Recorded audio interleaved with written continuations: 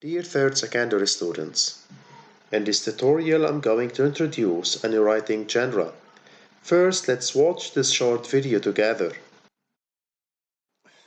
I think it is a good idea for schools to require students to wear a uniform. I think it's a bad idea for schools to require students to wear uniforms. Clothes can be a huge distraction if students are talking about what they are wearing instead of paying attention in class. Schools say they want students to be creative, and clothes are a great way for students to express themselves. Each student is unique, so their clothes should be unique. In this video, we can see two persons arguing about the topic of wearing school uniforms. So I think you know now that our lesson is argumentative essay and its structure. By the end of the session, you will be able to identify the structure of the thesis statements in an argumentative essay, identify the structure of the refutation paragraph, write a well-organized argumentative essay, and differentiate between an argumentative and a persuasive essay. An argumentative essay is an essay in which you introduce a debatable issue and take a stand on it. Your main goal should be to defend your position using evidence from personal experience, historical examples, research, statistics, etc., in order to prove that your position is more valid and more logical than the opposing one. This kind of essays has four-part structure. I mean that it has an introduction that introduces the argument, two body paragraphs that reflect your position, a refutation paragraph where you present the counter-argument before you refute it, and the conclusion. These four parts are highly important because if any is missing, we can't call it a complete argumentative essay anymore. Like any other essay, it follows the IBC division, which means introduction, body, and conclusion. Start with the introduction. Like any other introduction, it starts with a catchy hook, which could be a question or series of questions. For example, how does it feel to wear the same outfit every day? Or it could be an anecdote, a quote, statistics, or interesting facts. This opening statement should directly introduce the topic. As you know, the function of the hook is to catch the reader's attention. Then it's time to reveal your topic and give some general information on it in one or two sentences called the general statement or statements. Here we go. This is what most students have to do by wearing school uniforms. This policy is accepted by the majority of students and parents as well. Then comes the sense of argument for the first time, where you have to introduce the topic as an argumentative one in the lead-in sentence. However, this issue has become a juicy topic, igniting strong debates among those who are with and the few who are against. At the end of the introduction comes the thesis that as usual includes the topic, the counter-arguments that will be refuted in the final body paragraph, and your position that will be developed in the first two or three body paragraphs depending on the number of claims you mentioned in the thesis. As you're done with the hook, general statement, and the lead-in sentence, it's time to write your thesis. The thesis starts with a transition that shows contrast before you mention the counter-argument and the reason behind it. See the example here. Although wearing a school uniform is not desirable by some students since it restricts their individuality, it should be a priority as it raises sense of belonging and prevents bullying. The second part of your thesis introduces your stand with the reasons that you're going to elaborate on in the first two or three body paragraphs. Is the introduction important? Yes, it is. Is the conclusion important? Of course it is. but the body section is the most important. The body paragraphs are kind of the heart of your essay. They carry the message that you have to your audience. So it is important to focus on the body of the essay, which is going to develop your argument. So, how to start a topic sentence? Any topic sentence should start with a transition signal such as first, second, or third. You may even use to begin with, additionally, or finally. Hope you remember to capitalize these words and use a comma after each one.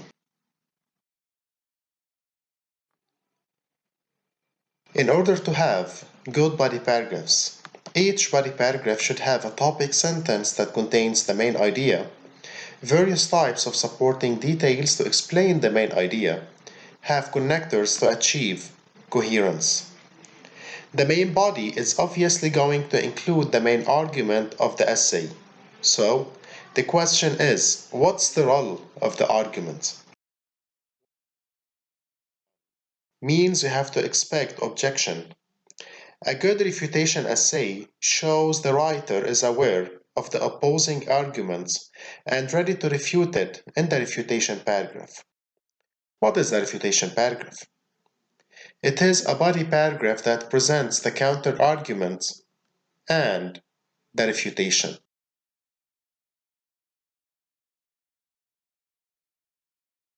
So, how do we start a refutation paragraph? Look at the first sentence that displays the counter-argument.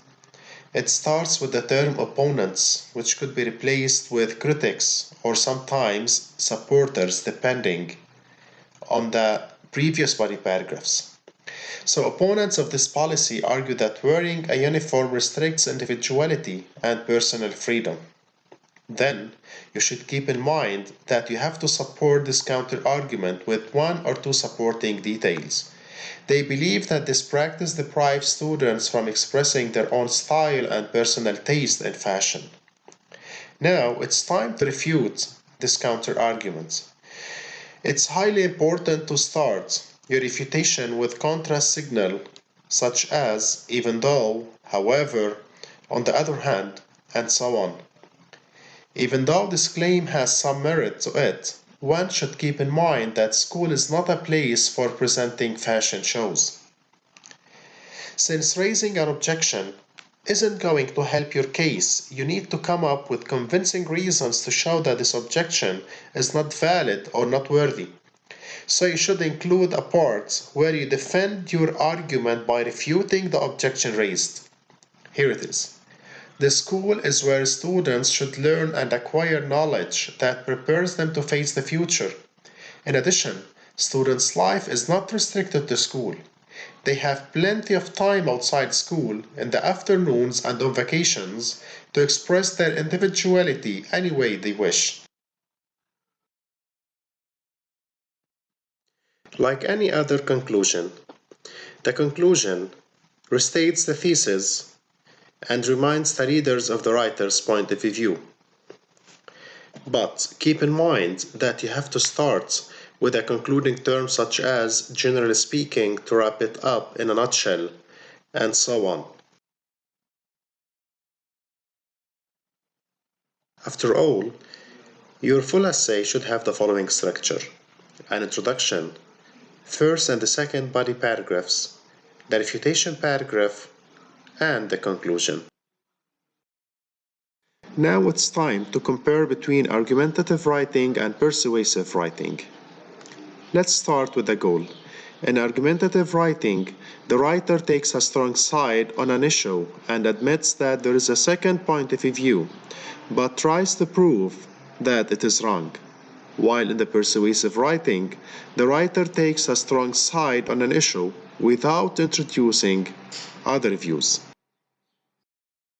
What about the attitude? In the argumentative writing, the writer tries to be objective and logical by depending on solid reasons from statistics, facts, and research. While in persuasive writing, he is more personal, more passionate, and emotional in defending his point of view. Mentioning the point of view.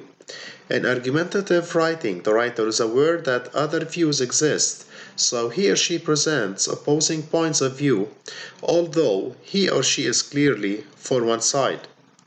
While in persuasive writing, the writer shows that his or her particular way of thinking is the only sensible way.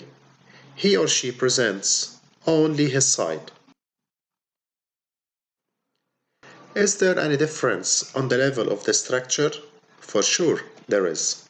In argumentative writing, the essay includes a refutation paragraph where the writer explains the opposite point of view and refutes it.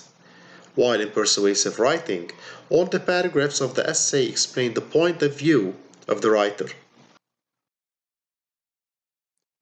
To test your mastery of writing argumentative essay, here 2 prompts for you. Prompt 1. Read the following opinion from an article on the threats of fast food.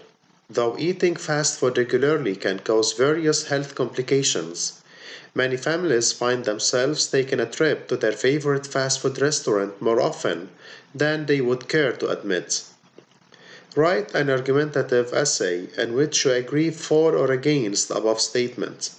As you develop your work, support your position by drawing on logical reasoning and experience.